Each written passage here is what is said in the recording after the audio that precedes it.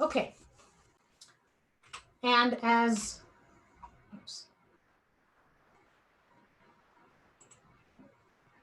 Professor Freeman mentioned, I have a book coming out, hopefully, well, in next year, inshallah, as we say, God willing, next year, called The Racial Muslim When Racism Quashes Religious Freedom. And much of what I'm going to talk about today is going to be based on some of the ideas in that book, and also taking in some of my scholarship. Okay, so first let's talk about the pre-9/11 era. Because if there's one thing that we all know is that the racialization of Muslims did not start on September 11th, and the multiple negative stereotypes about Muslims that fed into their racialization predate 9/11 in some cases by centuries. But what September 11th did was entrench many of these stereotypes and transition a racialization process into something that I argue is much more permanent, where now we have something called the construction of the racial Muslim, the social construction of the racial Muslim.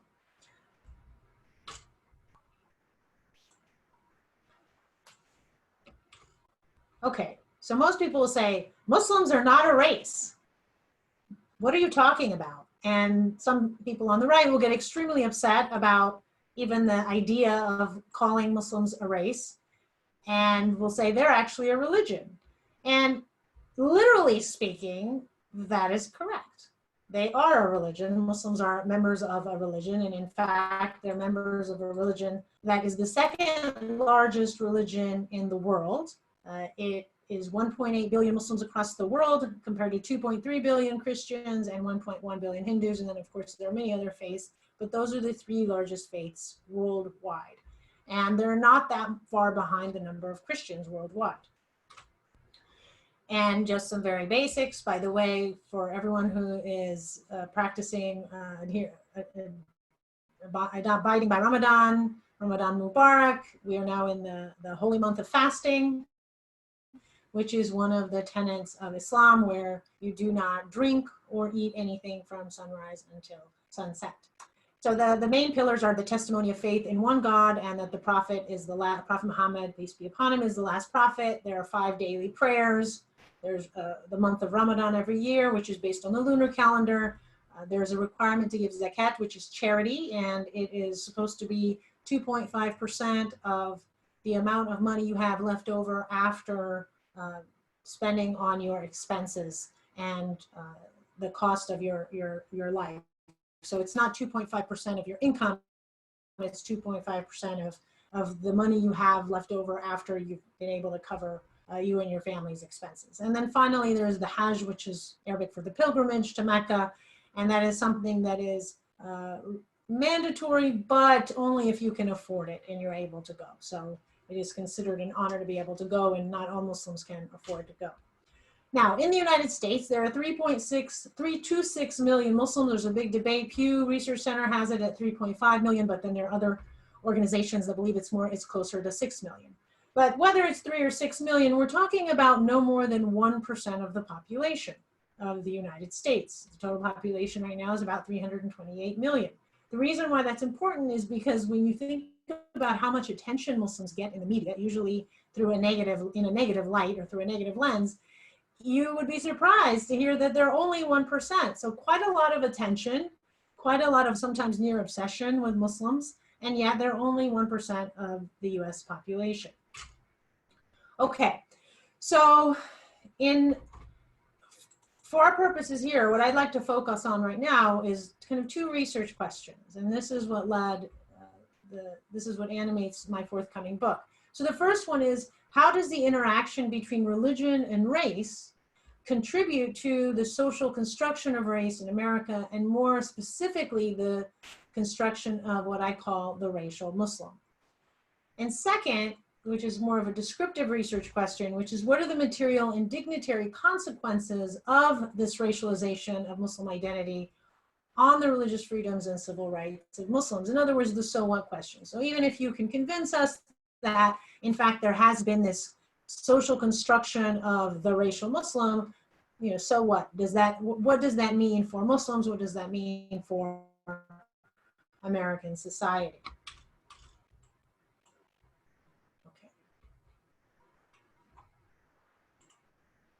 So my thesis is that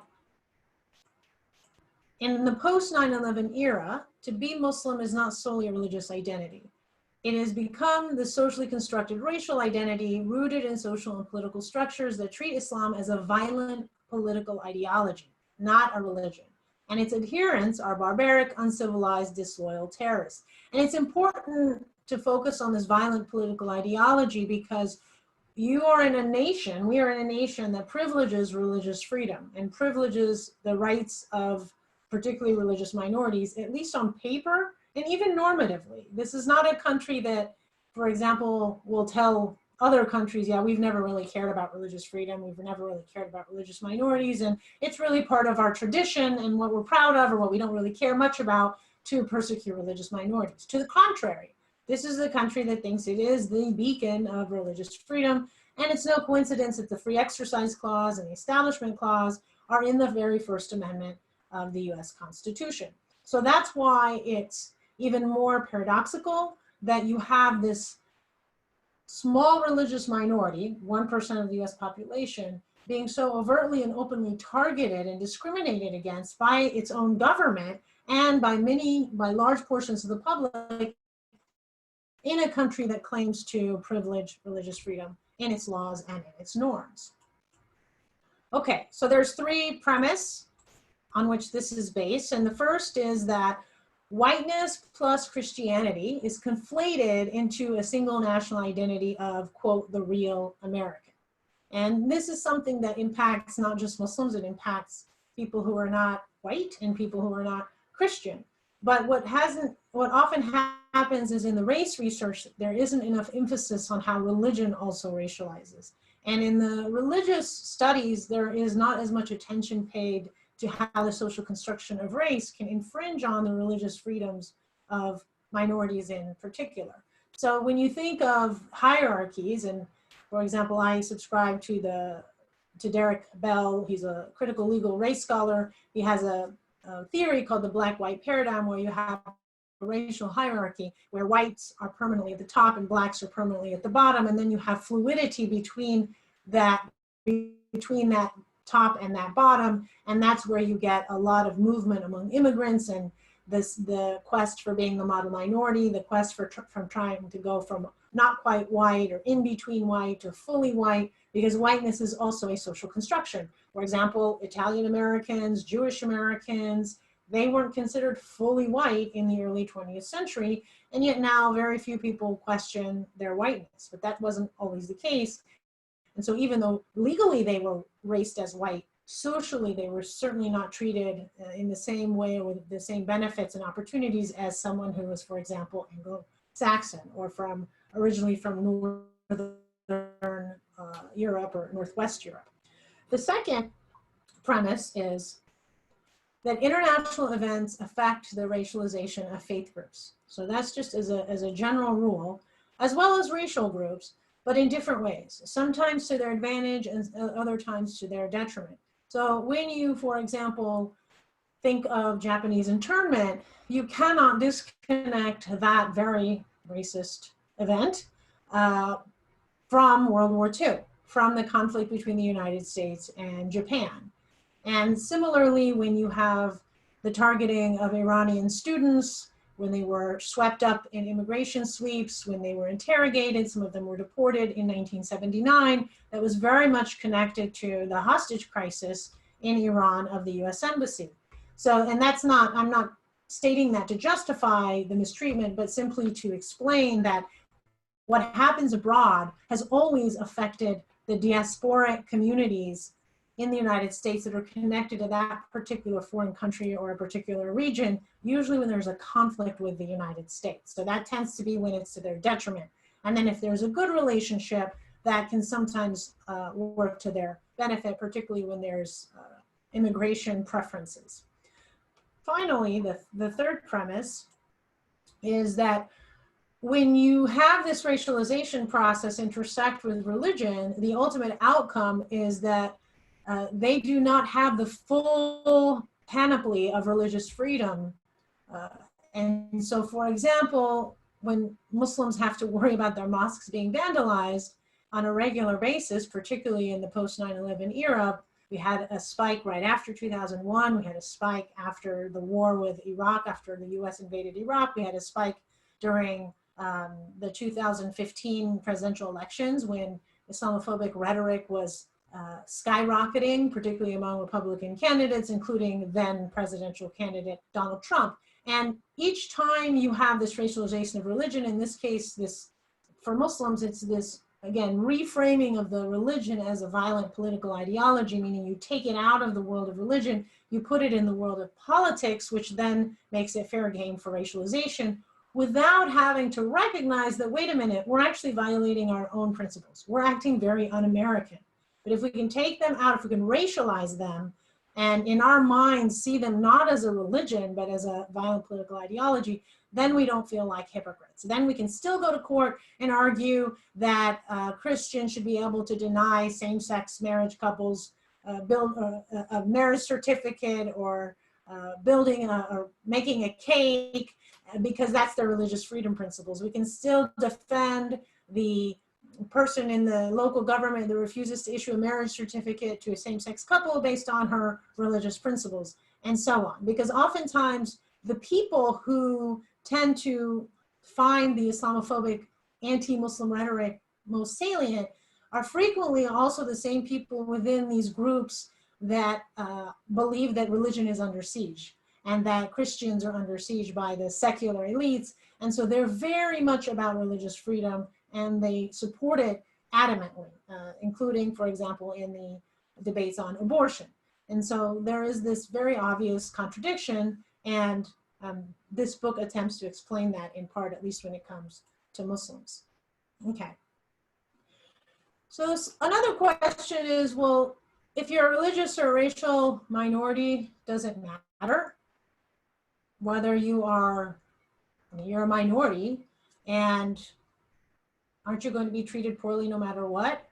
So if you have a very cynical view of US history in particular, perhaps, but again, kind of going back to my original thesis or some of my premises, when you are a religious minority, one that is accepted as a religion, as a religious minority, you might have pictures that I put up some pictures of how you're portrayed. So here you have these 3 women, 2 of them are ostensibly Muslim, the 3rd one is probably Muslim as well, because not all Muslim women wear a headscarf, and they're laughing and they seem very normal, and it's very unthreatening.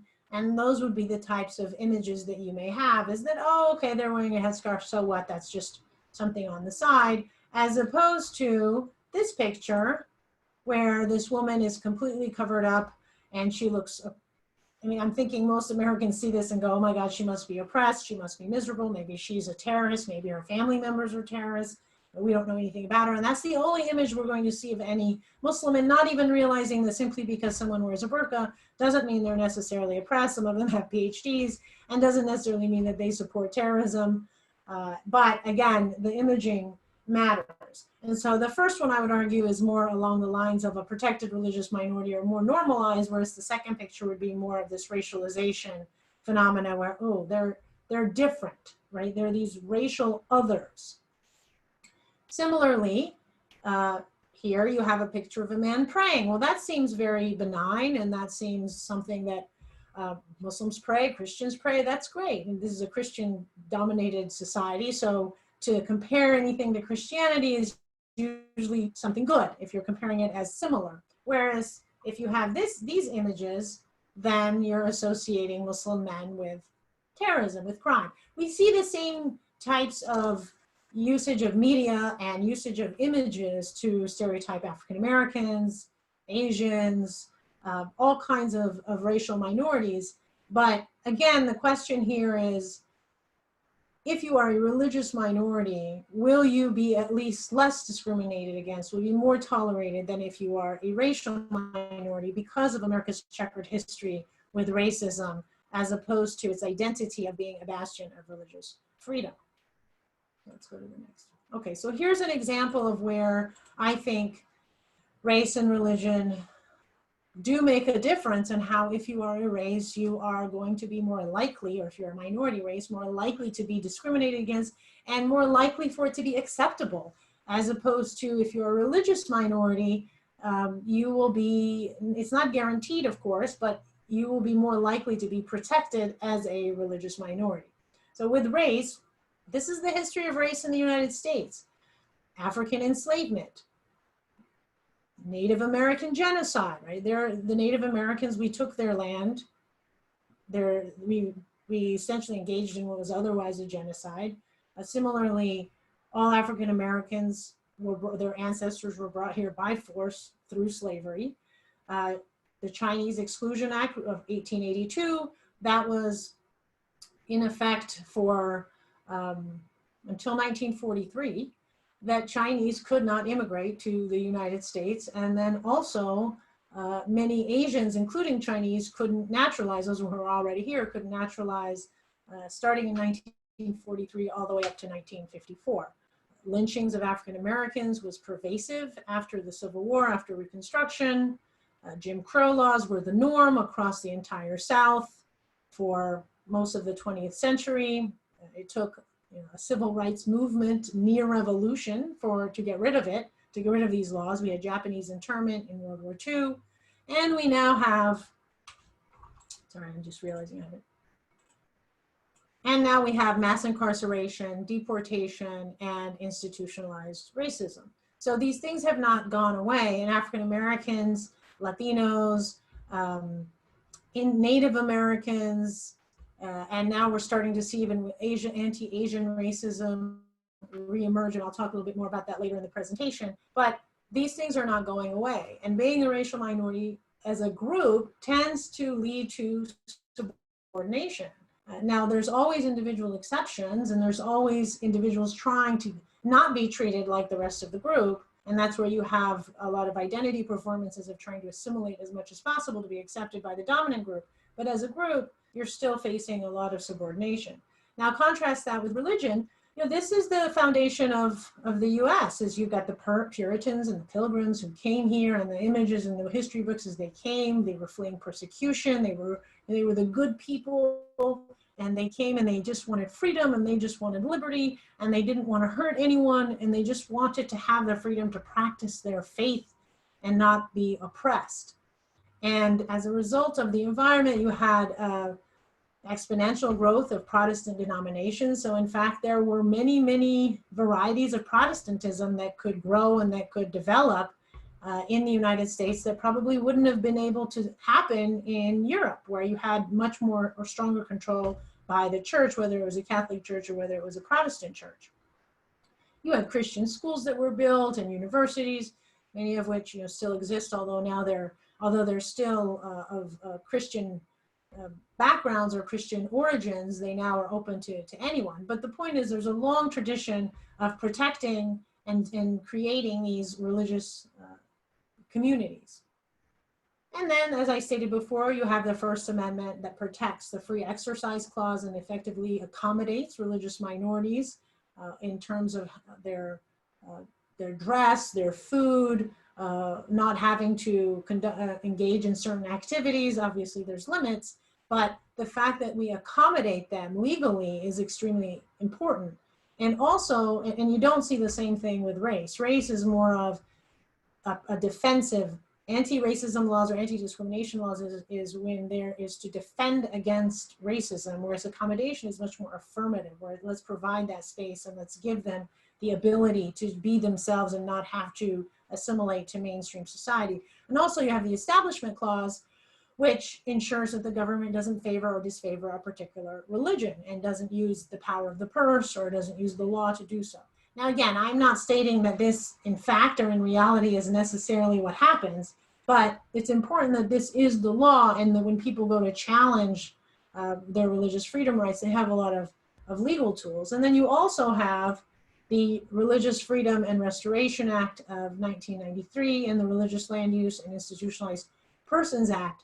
And again, each of these laws makes it easier or boosts the claims of plaintiffs or institutions who are alleging that the state or private actors are discriminating against them. So with the Religious Land Use and Institutionalized Persons Act, for example, that's the statute in which many of the mosques were able to file civil rights suits against local governments when they refuse to give them a license to build a new mosque or the license to expand and renovate their mosques on all sorts of pretextual reasons, such as there's too much traffic, or there'll be too much noise, or this isn't the right place for a house of worship.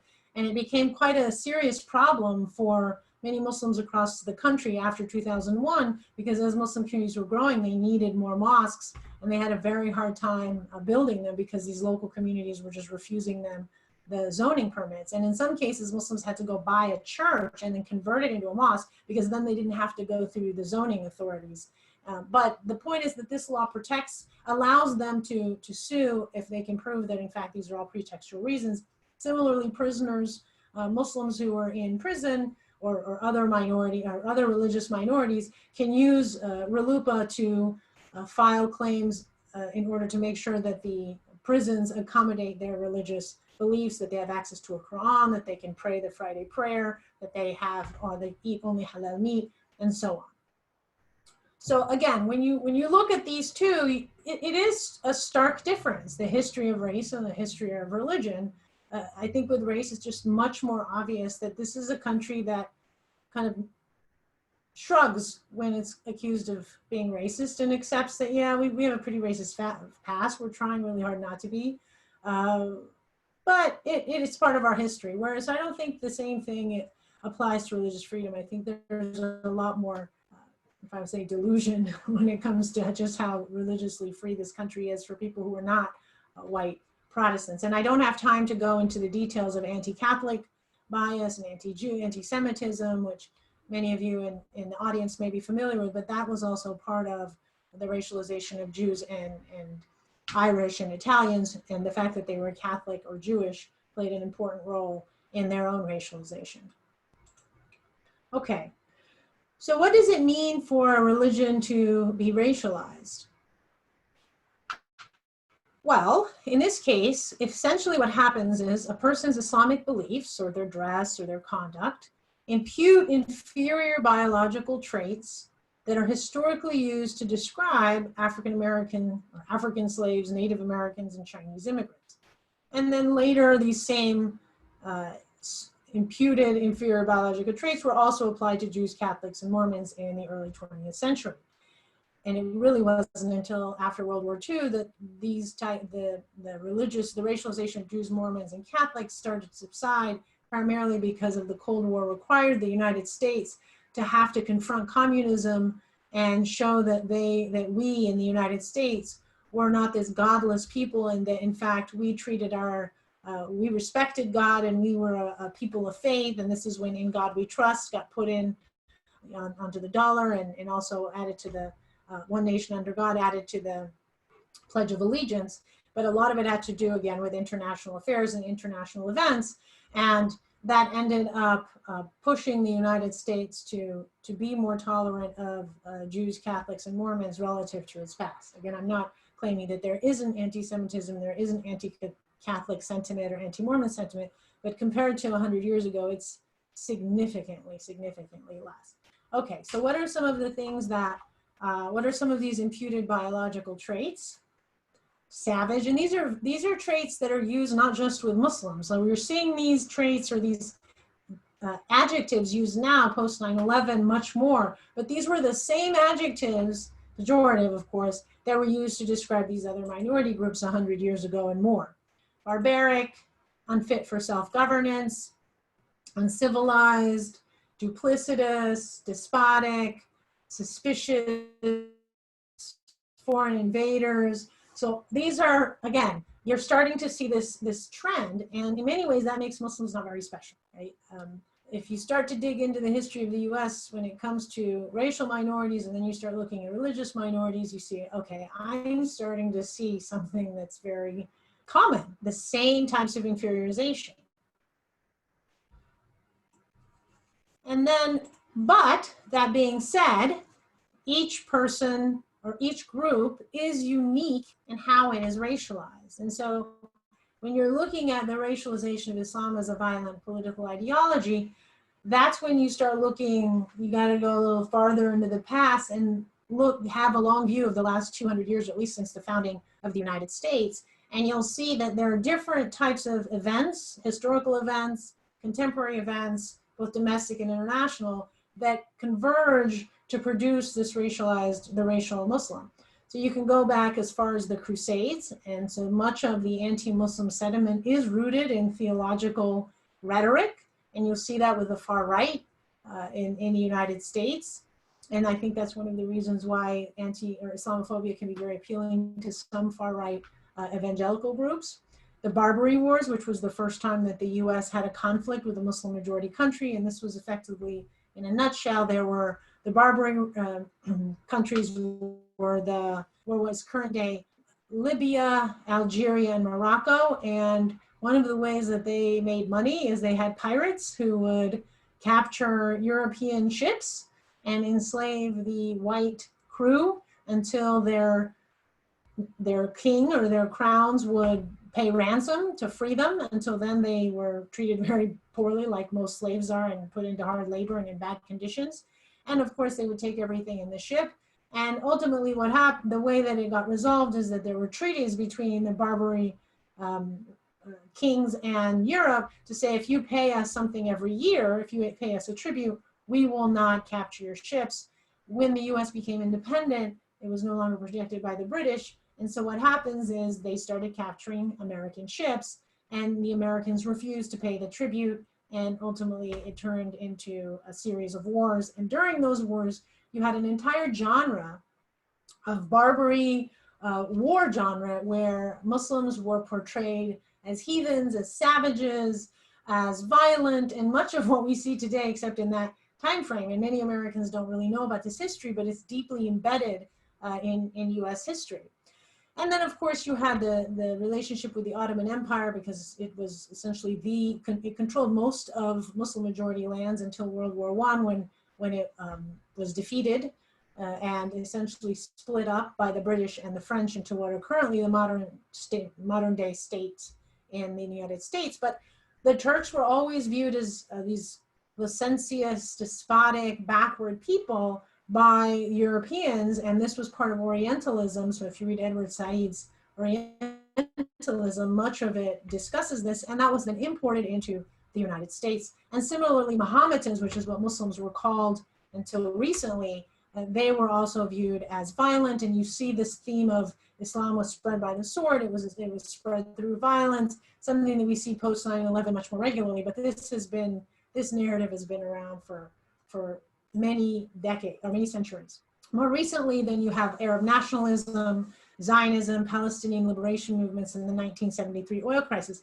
And so all of these developments produced a very negative portrayal of Arabs in particular. And again, this was based on international relations, the United States deciding that it was going to ally more with Israel than the Arab states, seeing Arab nationalism as a threat, similar to seeing Black nationalism as a threat domestically.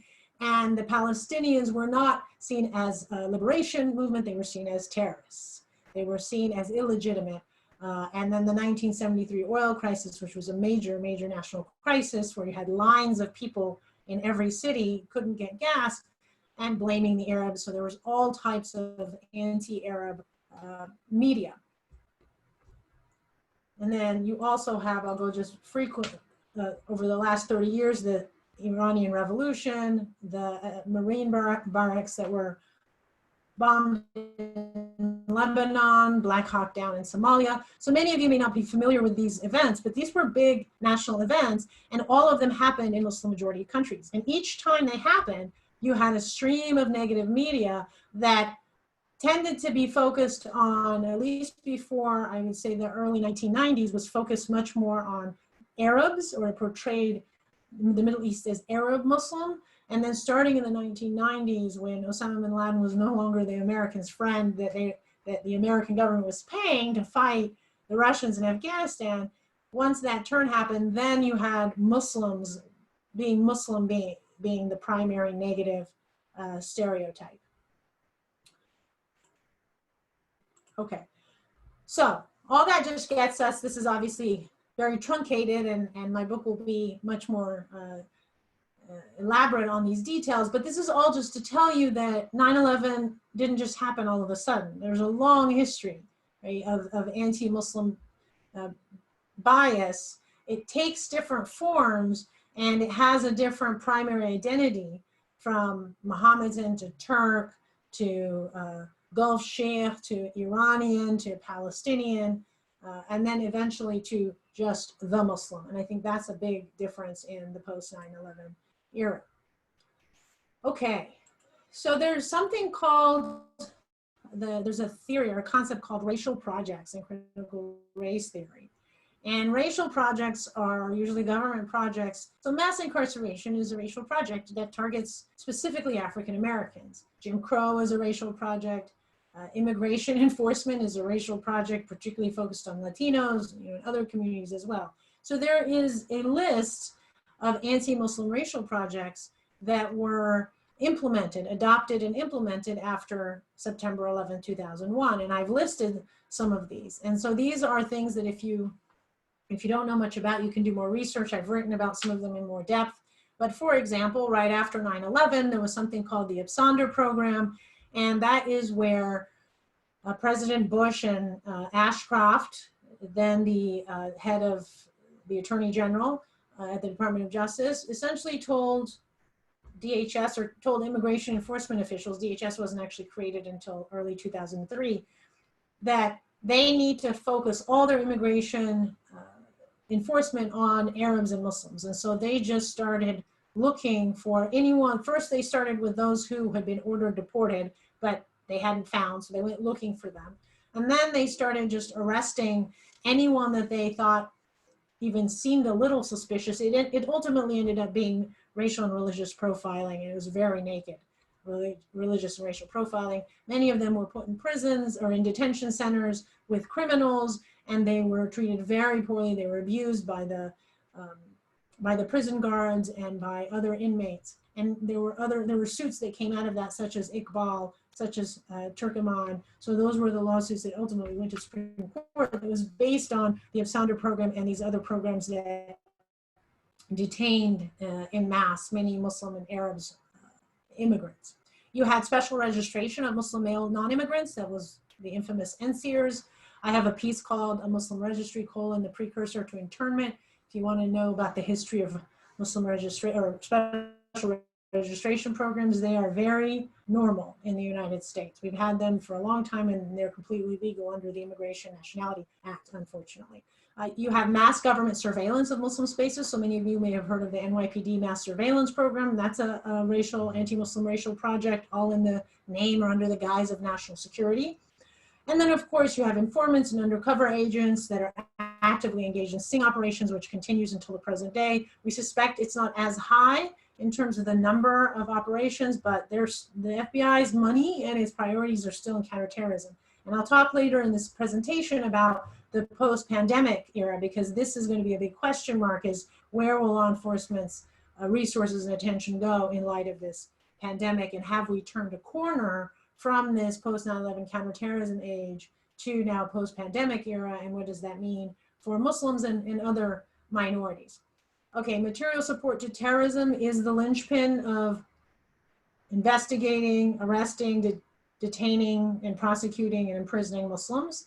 It's a very effective tool. Countering violent extremism is effectively a community policing program, or claims to be, but really a surveillance program in disguise. I've written a piece called Policing Terrorists in the Community, which goes a deep dive on that. And then most recently, you saw the exclusion of Syrian refugees in the Muslim ban. You saw the inclusion of Christians in other words, there was an exemption of Christian refugees with the Muslim ban. That was an interesting play and an interesting evidence that, well, we do offer religious freedom to Christians, even in the Muslim ban. Calls for special IDs for Muslim. Many of you may be too young to remember this, but right after 9/11, there was a call by many Republicans and conservatives that Muslims should be wearing special IDs after 9/11. And then finally, you have the infamous Muslim travel ban of 2017, which went all the way to the Supreme Court and was blessed by the Supreme Court. Now, granted, it was more narrow than what Trump originally wanted, but the fact is the law is on the government side when it comes to immigration and national security practices that effectively target a religion or under the guise of national origin, right? So again, not saying, oh, this isn't about religion, this is really about national origin, which is a proxy for race. All right, I hope I still have all of you with me. And that then means that you get private discrimination, because the private gets signals from the government. The government's actions legitimize or delegitimize certain private actions. And here are the list of private discrimination, forms of private discrimination, from anti-mosque campaigns, vandalization of mosques, burning of mosques, arson. You have the anti-Sharia campaign, which was effectively a way to say, if you practice Islam, you are a terrorist, you're not assimilated, you're a foreigner, and you're a threatening foreigner. And people, of course, don't know what Sharia is. It literally means Islamic law, but Islamic law is a jurisprudence, and it is a very complicated area of law. It is not something that can simply be just called Sharia law. There are different interpretations of Islamic law across the Middle East. There are 4 schools of thought within Sunnism. There's multiple schools of thought within Shiism. It's very complicated. But in a nutshell, what these people were doing is saying, if you are an abiding, adhering, practicing Muslim, then you probably follow Sharia, and Sharia means anti-American, it means terrorists, it means extremists. And so they dumbed it down to something very simple. And by the way, there is nothing in the law that allows someone to claim, well, let me say this, US law does not allow people to do certain things in the name of religion. So even if it were true that, for example, there are practices that are very, very outdated, rarely practiced in the Muslim majority countries, and actually they're prohibited, legally prohibited in Muslim majority countries, such as, say, stoning someone to death or cutting off someone's hand. In most Muslim majority countries, that's illegal. But even if someone were to come to a US court and say, well, my religion says I can do that, and cite something from 200 or 300 years ago, US courts are not going to accept that. You can't, that's not, religious accommodation does have its limits. So a lot of these arguments were red herrings and completely anachronistic and inapplicable.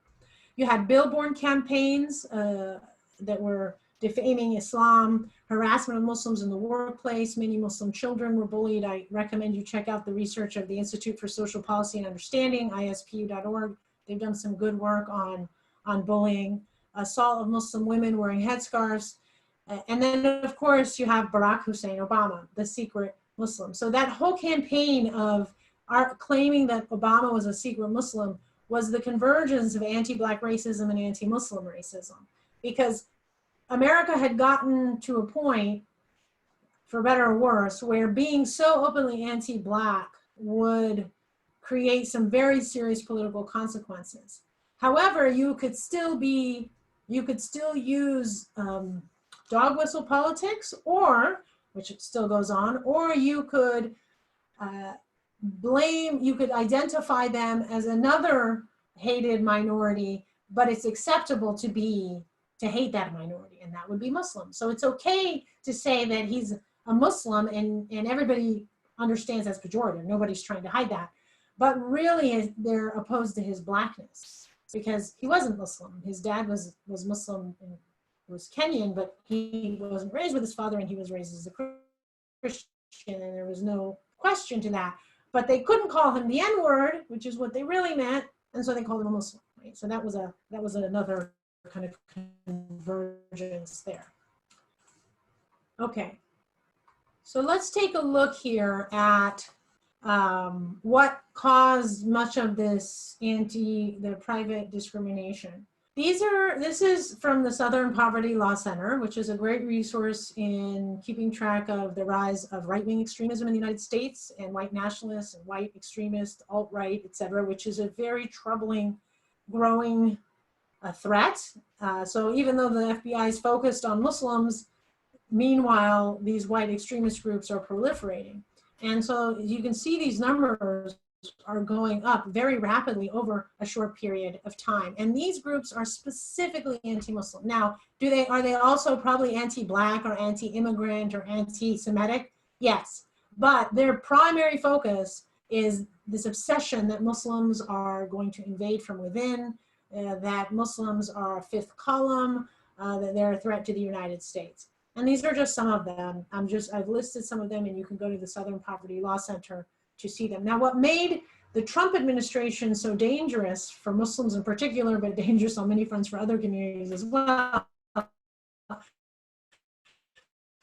is that he hired many people who were leaders in the Center for Security Policy, I'm blanking on his name, but there are many other, well, Pompeo is well known for being an Islamophobe, and he's the head of the CIA. But he brought in many of these people who, at least during the Obama administration, were not given much credence. And although their popularity was growing significantly among the far right, they didn't have that much access to the executive branch. And so Trump gave them that access, and as a result, you have the Muslim ban, right? And you have and Muslim ban 2.0, and other things that go well beyond even just anti-Muslim racism, obviously. Okay. Here is a poll that, in case you all haven't seen this before, this is from the Pew Research Centers from 2014. And it's very telling in terms of the US public's feelings towards particular religions. And so the Jews, Catholics, and evangelical Christians is what the public feels warmest towards, meaning more familiar, less threatened, and Muslims and atheists are at the bottom. Less familiar, more threatening, not very comfortable with. And so that gives you some perspective on the limits of religious freedom, because if those feelings, those warm feelings versus cold feelings, are negative versus positive, if you see this big disparity, that's going to reflect how much religious freedom these groups are going to have, especially when it comes to private actors and even government actors. And the only benefit you have with the government actors is you can go to court and sue them, but it's going to take years, and many communities and individuals don't have those resources. So if the law is only enforced in the breach, it's not a very effective law, and your rights are relatively hollow. Here is another poll that is from YouGov of 2016. And so this also shows how Islamophobia falls along political partisan lines, and then explains why so many Trump supporters supported the Muslim ban and why they will continue to support anything that's anti-Muslim. As you see, their opinion, so if they asked what's their view of Muslims as violent, the Trump supporters were the ones who extremely well, right? They believe Muslims as violent. Yes, the question is, how well does the word violent describe most Muslims? And so you have more than 40% saying extremely well of Trump supporters. And then as you go farther down, you can see it's the Democrats who say not well at all. But there is still some Islamophobia among Democrats and obviously among Republicans as well. And then this is a really interesting chart and informative chart from the Georgetown Bridge Initiative, another good resource for data and facts about Islamophobia. And this just shows how hate has a direct impact. It's very hard to prove in a court of law the causal connection, which is why it's hard to get a remedy in courts. But that doesn't mean that the causal connection isn't there. In other words, when you had this pre-election, or when you had this election season, the presidential election season, where Muslims were the primary punching bag and the Republicans were competing to see who could be more anti-Muslim, and Trump won the day, and as people who were Muslim, it was extremely traumatizing. It was just so ubiquitous and daily. And these are the hate crimes or hate incidents that were recorded by the Georgetown Bridge Initiative. And always remember that hate incidences or hate crimes are always underreported exponentially. But you just see the difference from 130 to 213. So if you just think of percentages, that's a high increase in percentage. And there are many other polls that show the same problem. Okay. And then finally, on the post 9/11 era, essentially this is what you have: is you have state action, and you have that legitimizes private action, and then you have this legitimization cycle. And so part of the challenge for civil rights and civil liberties advocates is to break that legitimization cycle. So both to stop the government from engaging in openly anti-Muslim discrimination and rhetoric and action, and also so that it doesn't egg on or give a green light to private actors, but also to stop the private actors and be active bystanders and sometimes sue them in civil court. And what we did see, one silver lining, and it took 16 years for it to happen, and some very extreme levels of Islamophobia, particularly in the public discourse, was the populist backlash against Islamophobia that was manifested most obviously or most saliently in the Muslim ban, the anti-Muslim ban protests in airports. So when you saw protests by hundreds, sometimes thousands of people in airports across the country in January 2017 and in February 2017, that was very promising. And I, as somebody who's been studying this issue for a long time, it was the first time I've seen non-Muslims come and protest with Muslims on these issues in large numbers. And that was a sign that Americans had finally woken up. Right after 2 years of the electioneering that was so anti-Muslim, I think Americans, particularly liberal Americans, realized we have a serious problem. This is becoming permanent, and this has started to really infect our country, and it is part of our race politics now. It is not a temporary issue. Okay, so now I'm going to go to the post-pandemic era.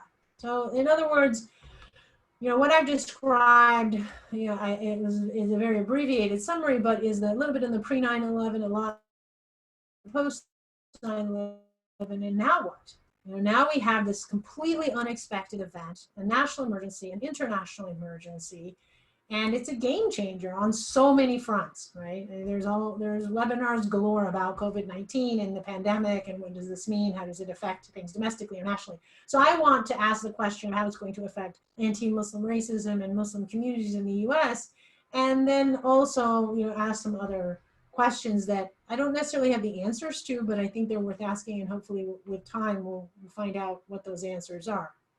So the first is there is going to be a shift in US geopolitiks. So, you know, if you look back at the discrimination of diasporic groups in the US, they tend to, again, as I stated early, tend to be correlated with major changes in geopolitics. So whether it was World War I, World War II, the Cold War, the Iranian Islamic Revolution, the end of the Cold War, September 11th. So these are all kind of major events that then affect US foreign policy and then US domestic policies towards minorities. So the first, here's the 4 ways that I think you're going to have some shifts in US geopolitics. Now they're not exclusive, there's other shifts. But the first is this pivot to Asia, which Obama had started, but it really hadn't gone full pivot. And the pivot to Asia matters to Arabs and Muslims in the US is because since the end of the Cold War, it went from the pivot from Russia to the pivot to the Middle East, right? And so from 1991-92 all the way perhaps until today, or at least present day, we don't know yet, the focus of US geopolitics has been the Middle East in terms of the media, where we send our militaries, where we go to war, all of the propaganda in the media has been very much focused on majority countries, and as a result, the diaspora communities have paid a very high price for it. So now the question is, are we going to start, is the government going to start focusing on China? Right, the rise of China, we've noticed, has been happening for a while economically, but will it also translate into a much more adversarial relationship? You know, is there going to be a Cold War in the future? We don't know. But the pandemic, because of where it originated in terms of the beginning of COVID-19, because it coming from Wuhan province, and I'll talk a little bit more about how that affects Asians in the US, but that just gives more fuel to those who are looking for that new enemy to be China, right? Because the Middle East is pretty much broke. Al-Qaeda is very weak, ISIS is very weak, and the Arabs are all ruled by dictators that are completely obedient to the United States. So the region has been tamed, and the only 2 countries left that are not blindly obeying the US are Syria and Iran, which is why much of the focus has been on Iran. And so there's a very active attempt to try to crush Iran. But through the sanctions and through other means, which, as many of you know, has resulted in Iran not being able to get the medical equipment that it needs to fight the pandemic. So there's been some very deadly consequences to the U.S.'s intransigence and refusal to lift some of the sanctions for purposes of public health in Iran. So that just goes to show the cruelty of our country's policies when we dehumanize a people, and in this case that would be the Iranians. The other thing you'll see is the immigration. So related to that is the immigration restrictions directed at East Asia. So it'll be interesting to see if we're going to get to this reversal back to this anti-Asian perspective on immigration and how that's going to translate, how expansive that will be. Because thus far, the immigration has been open to India and China, seeing them as kind of these model immigrants that come and they're tech savvy and they're merit-based. They come as students, they usually transfer status, adjust their status, etc. And then the bad immigrants are the Latino immigrants from Central America, and then the Muslim and Arab immigrants from the Middle East. And then of course the European immigrants are consistently always good because of the connection with whiteness.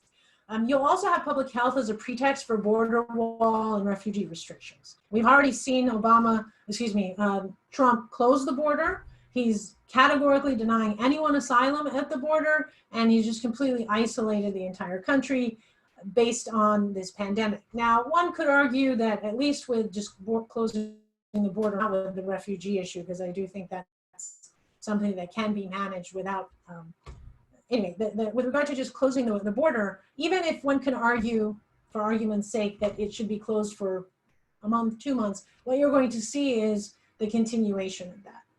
And I think this pandemic is going to offer an opportunity for Trump to really push what he's always been trying to push in his anti-immigrant stance, particularly focusing on Central America. And then you're going to see a resurgence of anti-communism propaganda, because we're already, so the COVID-19 pandemic, and I've written about this in Al Jazeera, but with an op-ed called Stop Anti-Asian Racism Before It Is Normalized, is that right now the Republicans and Trump in particular and the far right have attempted, everybody's looking for a scapegoat, everybody's looking to blame someone. Religious or racial minorities in particular are usually the typical suspects, the usual suspects that are targeted. And when there was a pushback against, and there has been pushback against anti-Asian, anti-Chinese racism, which there should be, what's happening is the Republicans are realizing, okay, you know what, let's just focus on China, the country, and then let's criticize them for being communists. And let's talk about their governance structure and the country itself, and then explain or be specific. We're not talking about Chinese people, because you're going to see more of that. But that's an interesting return of the Cold War rhetoric. So again, this pivot to Asia / pivot to China with the resurgence of anti-communism propaganda may result in a de-emphasis from the Muslim majority countries, and then an emphasis to China and East Asia in particular. Again, much of this is speculative, but I think it's plausible. Then you have the shift in domestic politics. And here's just some of the things that you should expect. You're going to have an increase in tracking and surveillance under the pretext of public health. And that's very dangerous terrain. We saw the same thing after 9/11 with the Patriot Act, where many of the surveillance authorities were expanded for the FBI, the NSA, the CIA. There were all types. It took lawsuits or Snowden's revelations for us to even learn of some of them. But when there's national emergencies, the government wants more power. They claim that it is for a rational, race-neutral reason, but then it becomes normalized. So just be very critical of any type of increased surveillance in the name of public health, because it can easily be either selectively targeting minorities from the very beginning, or it can start one way and turn ugly later. We already have very heightened border and transportation security measures as a result of 9/11, and now that there'll be an expansion. And then the question is, will infectious disease or public health be used as a pretext for profiling, right? Whomever, probably starting with people from China and East Asia, and perhaps expanding to other groups. And then I think in a positive light, or something that I think is positive, is we are finally getting some more meaningful critical examinations of the harms of globalization, the inequities in our society, the extremes of our capitalist system. And so whether it's more people listening to Naomi Klein's shock doctrine and the book that she wrote, or people listening to other more progressive voices. Now, of course, we have Bernie Sanders to thank and Elizabeth Warren and the elections of bringing a progressive voice more into the mainstream. But this pandemic has really just exposed these inequalities and made what Sanders and Warren were saying much more real, that it wasn't simply political, it wasn't politicking, it wasn't abstract propaganda. There are some very serious inequities that we're seeing now in our society due to the pandemic. Now, however, some things never change, right? And the first thing is that you will continue to see racial scapegoating during national emergencies. And as I just stated earlier, the Asians will be accused, and Chinese more specifically, but most people aren't going to know the difference between a Chinese and someone from East Asia, and whether they're an American citizen or not, whether they've been here 5 generations or not. And so there is already a rise in complaints of discrimination.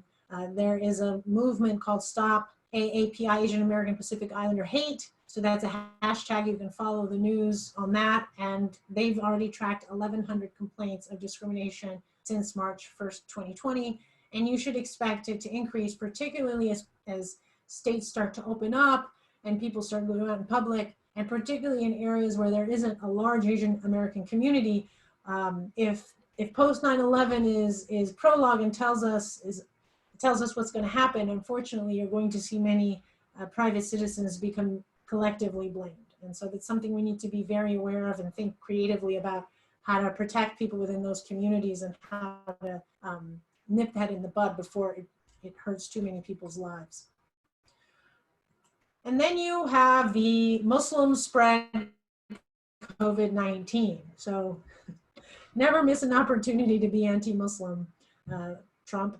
So he then puts this quote, this tweet that he retweets by some person named Paul Sperry, and he essentially says, let's see if authorities enforce the social distancing orders for mosques during Ramadan, like they did churches during Easter. Now, of course, the irony here is that it was the churches, well, not all of them, but some of them, that refused to close and gathered hundreds of people, and some of them had to be arrested in Florida because they refused to listen.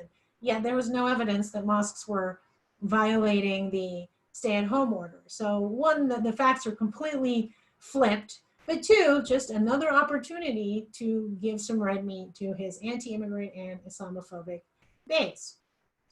And then, of course, you have this phenomena where in the beginning, in March, every time many of the headlines that had nothing to do, this is a mosque in Turkey, or I mean, I don't know if it's the one in Turkey, as one looks very similar that I've been in Turkey, but this is a mosque. And those of us who've been in mosques, and the very nice mosques, we know that this looks like a mosque. And yet that's the picture that kept being used in all of these random headlines, right? This has nothing to do with prisons in California, right? This is a mosque in the Middle East somewhere or in Turkey. Again, these types of images are not accidental, and even if they are accidental, they reaffirm all of these pre-existing Islamophobic notions that have been percolating for 2 decades now. And something else that never changes is racialized public health. So as we're already seeing, is higher death rates of African American and Latino immigrants. Excuse me, not immigrants, Latinos. So this is just one graph from New York, because as you all know, New York is the epicenter. And so the numbers speak for themselves in terms of the comparisons between whites, Hispanics, and African Americans. And this is as of April 16th. So the numbers are, as you know, unfortunately higher each day. And then you have prisons and immigrant detention centers that are effectively extremely dangerous for, or make it very easy for the COVID-19 virus to spread. And there's been advocacy, some of it's effective, some not as effective, to release prisoners and at the very least release immigrant detainees until this pandemic is over, so that they can not put themselves in circumstances that are not at risk. You have a disparate impact of the pandemic on low-income for various reasons, from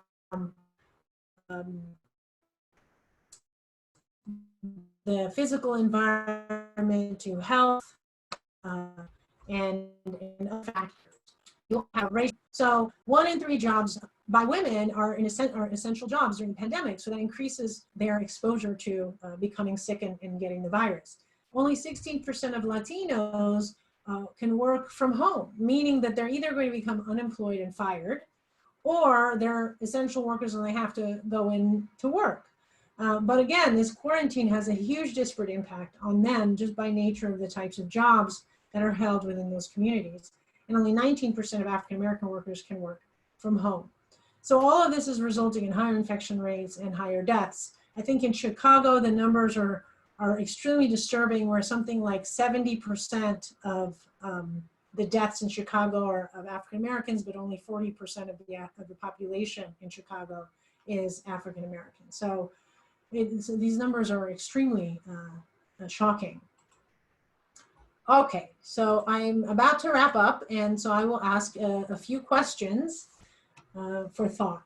The first is, so what does this mean for the future of the racial status of Muslims in the United States?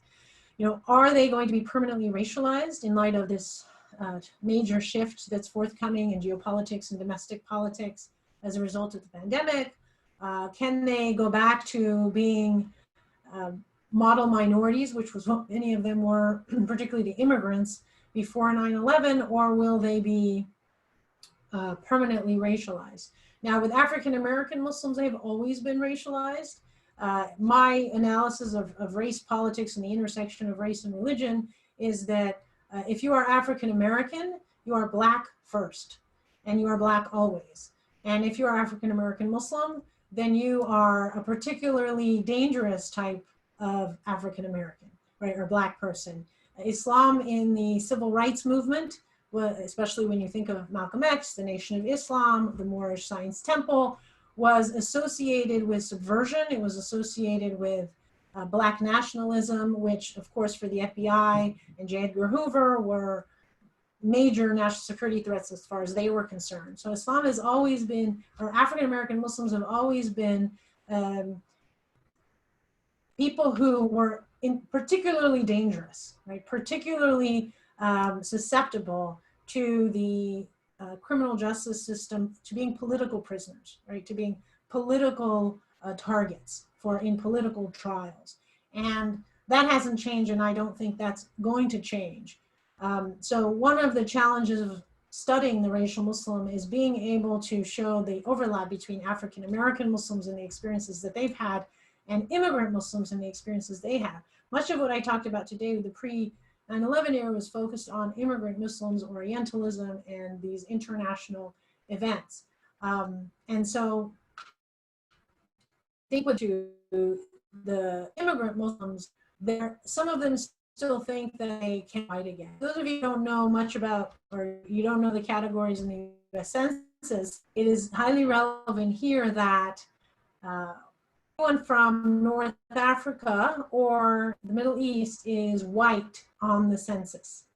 They are not non-white, so they are not included in diversity numbers. They're not included in any type of affirmative action for minorities or remedial action against discrimination. And because it's on the census, it's also in the federal, all of the boxes that you have to check when you go to school, etc., you check. And so some people, at least pre-9/11, convinced themselves, some Arabs in particular, would say, okay, well then I'm white and let me just be white because there's privileges that come with that. But after 9/11, it was a rude awakening. And in fact, there were many Arab Americans who were Republicans before 9/11 and were proud to have contributed toward the election of President Bush in 2000, only to find him betray them and find the country turn on that identity group and Muslims writ large. So that's still a question to play. And my answer is that they are permanently racialized. And I think that immigrant Muslims are now children of immigrants, whether you're originating from the Indian continent or you're originating from the Middle East, so non-Sub-Saharan Africa. You are now I don't think that you are going to be racialized as white in society. Now, how will Islamophobia affect religious freedom norms? How will foreign policy in the Middle East be affected by the pivot to Asia? I think these are really hard questions to answer. The last question is just something to think about when we look at the relationship between Iran and the US. And when we think about the potential marginalization of the Middle East in US geopolitics. The one thing that's going to keep the Middle East relevant is oil. That's going to keep it relevant. But if you think about the way the US was highly focused on Central America and South America in the 70s and the 80s, and as a result, was extremely interventionist in their politics and propped up many dictators. But now they're completely neglected, except of course with Maduro or with Hugo Chavez in Venezuela, because we can't have any communists, God forbid, controlling those countries. But generally they're quite neglected in our geopolitical focus. So there's a possibility that that will happen with the Middle East, and because of the shifting focus to China in particular. And then if that's the case, there is a possibility that then focus and scrutiny of Muslims originating from Muslim majority countries in the Middle East and North Africa may subside. I think that because of the 20 years of racialization, these groups are not, they will always be considered, or they will continue to be considered other. And one final thing I think is important to note is, and I wrote another piece called Who and Evil with Muslim Americans' Human Rights Advocacy, and that's also on my SSRN page. There's a very, I think, promising and positive development within Muslim American communities or immigrant Muslim American communities, and by the generation that has now been born and raised in the United States. And that is they have started to become much more race conscious. They've started to address anti-Black racism within the Muslim community. They've started to ally with Latino immigrants and African American, like Black Lives Matter movement and African American rights movement, other progressive movements, in order to understanding that racial different groups, although in different ways, based on the same systemic institutionalized racial structures. Whereas before 9/11, these immigrant communities were much more insulated and isolated and didn't really, to the extent that they were activists and progressive, it was very much focused on the international relations with their home countries. They were not as engaged in the domestic race politics. And so now immigrant Muslims or descendants of immigrant Muslims that are post-1965 have become much more entrenched in race politics. And I think that's a good thing. So in closing, here's just again, the SSRN page. If you want to read more, these are just some of my articles. And I will just end by putting a plug in for the Center for Security, Race and Rights, for which I serve as the director. It is the only U.S. Civil Rights Center, it's the only civil rights center in the U.S. law school that focuses on civil and human rights of Muslims, Arabs, and South Asians. So we're very excited to be trying to put into actions that I discussed today to be part of the solution, instead of simply just describing the problem. And we have a lecture series, which you can find on our YouTube channel, and and you can also get more information about it on this link. And we're doing a crowdfunding campaign in order to have our lecture series next year, which will be available to anyone virtually. So with that, I will end, and then I will cede the floor to Professor Freeman and anyone who has questions. Thank you very much for listening. All right, thank you so much. That was incredible. I'm just reeling from the amount of information that I got. And we have silent applause from the audience. And if you are my student and we're past our class time and you need to go, we totally understand. We will also take a few questions. And